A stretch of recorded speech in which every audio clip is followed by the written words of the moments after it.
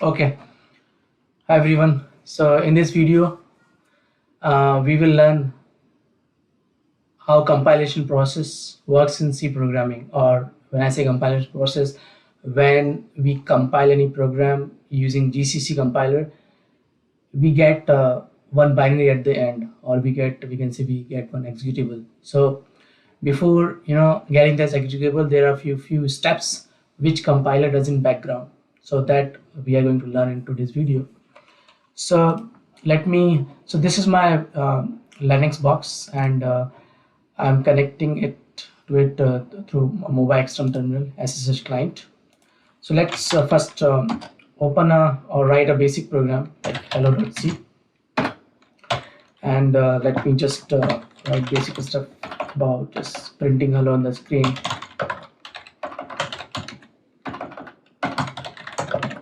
Header file, then integer name, and I will just separate that /n,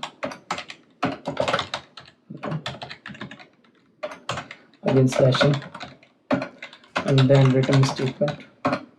So in my previous video, we talked about the each symbol and the main function, how it works, and how compilation works. Just in previous video, we just compiled this program into executable, and we saw how to run it. But in this video, we'll talk more about the compilation process.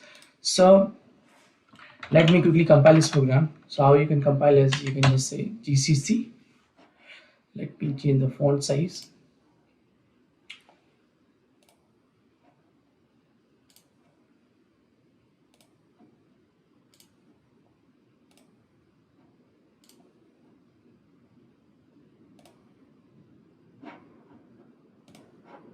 Okay, let me do like this makes sense.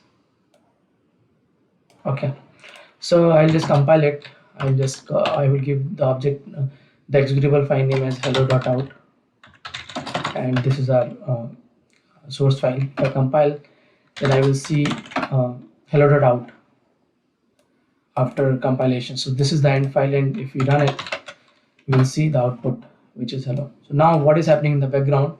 Before we get this executable, four things happens, and those four things are let me open this file again, and those four things are, I'll add this a comment here.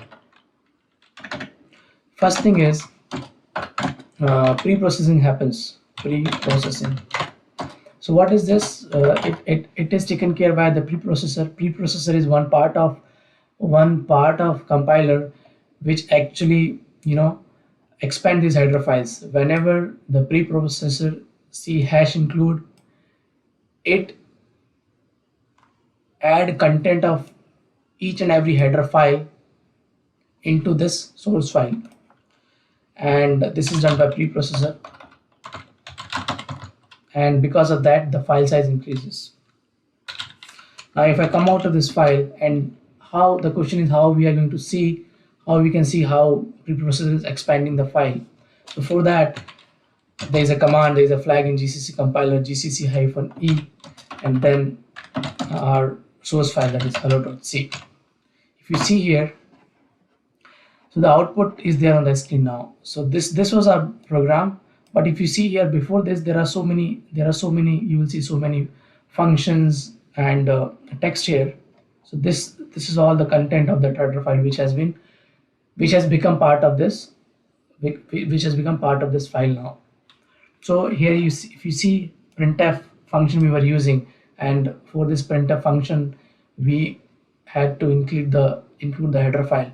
So header file, we included stdi.h, and if you expand it, if you scroll up, you will see printf declaration here in this header file somewhere. Let me keep on going. There are so many functions. If I keep on going, so whatever was the content of header file, it has become part of this file, and we should see that function printf also somewhere here. Or maybe why don't we do like this? So we run this, and we will rewrite the output of this this command to a file time.txt, and we will open the txt. So everything whatever is the output of this command has been saved into temp.txt. If I open this file, temp.txt, and I search for printf, you will see here, let me enable the line number. So line number 45 is one place, and second place is somewhere here. See this one.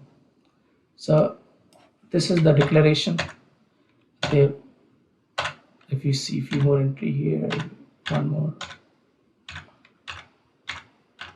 See here, this one, sorry, not the last one. See the line number 21. Line number 21 is a declaration which we got from that header file. So like we can say that header file was having declaration of this printf function which we are using in our source file, that has become part of it. So everything has become part of this header file, and so because of this preprocessing, usually the file size increases.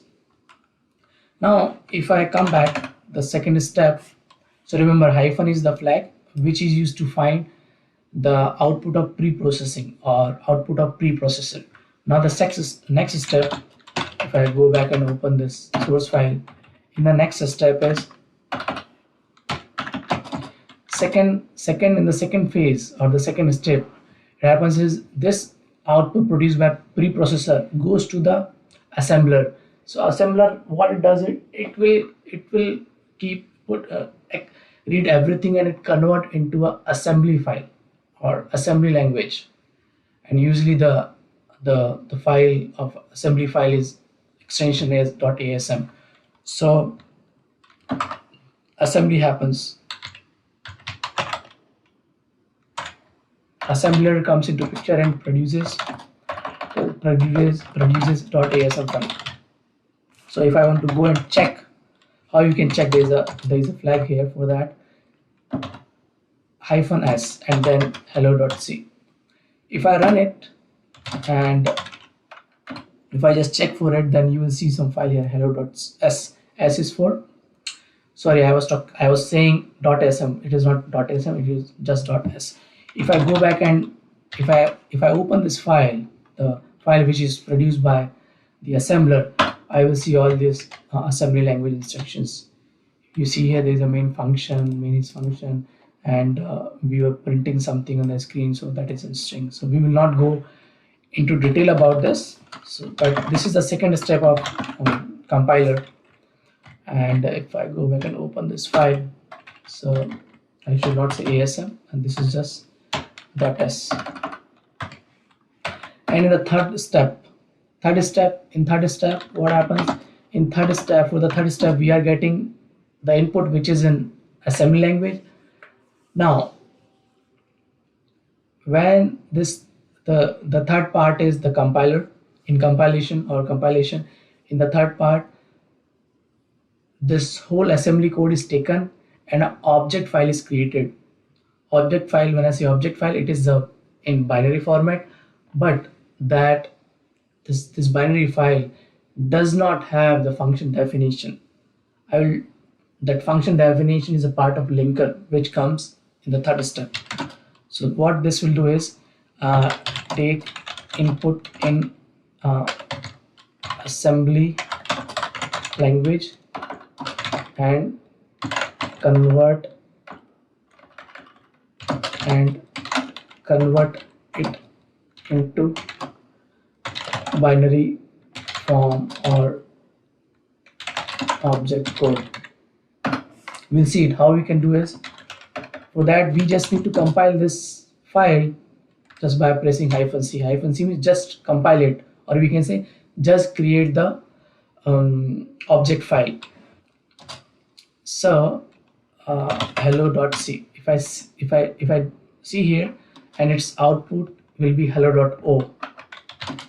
Let's check the output. So this is the produced output file. .o is an object file. Now remember this file, let's say we use, in the example we use a printf function. So this file will not have definition of printf function. Printf function definition will be pulled from its library to binary in the very last stage, that is linking. So I will talk more about linking in the next steps. I go back. So third step, what we did, take input as assembly language and convert it into object code. We should not call it, just call it into object code. Now in the fourth step,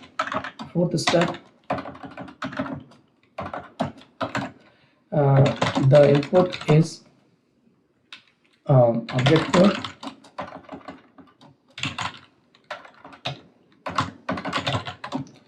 This object code is processed by, after getting this object code, this code is processed by linker. So the linker job is to bring the definition of functions which we have called in our program. So in our program, if you look here, we are calling printf function. So the printf declaration is there in header file and we are calling here, but the definition is there in the library name. I will not talk about now. About the library name I will not talk about now, but the definition of printf will be pulled by linker from the library, and whatever is the definition, it will become part of this process or this binary file. Processed by linker will I should say copy the definition of function and add it into the binary file or executable file. So this was the last process, linking. Processing, then we call it assembling, then this is compilation. After compilation we have linking or linker. So these four are the steps which are taken care by the compiler in the background. But if we are, so we see how we can how linking happens.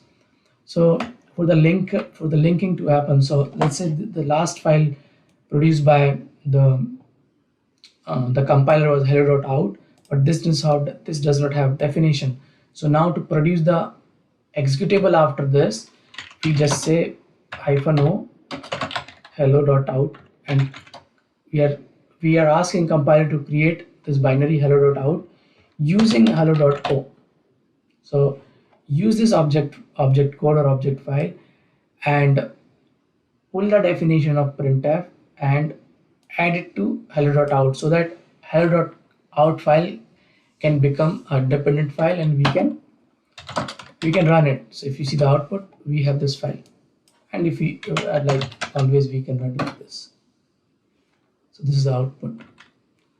So the commands I will write one more time.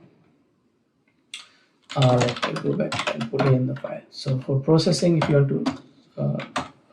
want to check the preprocessed file, the command is gcc-e filename.c. and if you want to see the assembly file or .s file, the command is gcc-s filename.c, whatever is the file name. And for the compilation file or to get the object code, the command is gcc-c filename.c. Similarly, for the linking, which is the last part, the command is gcc-o any binary name, and we have to pass the object file, whatever you call it. So this was the process about the compilation process in C. You can do practice, you can create your own file and try to produce try to do these four steps one by one instead of just directly compiling the code into binary. Thanks for watching.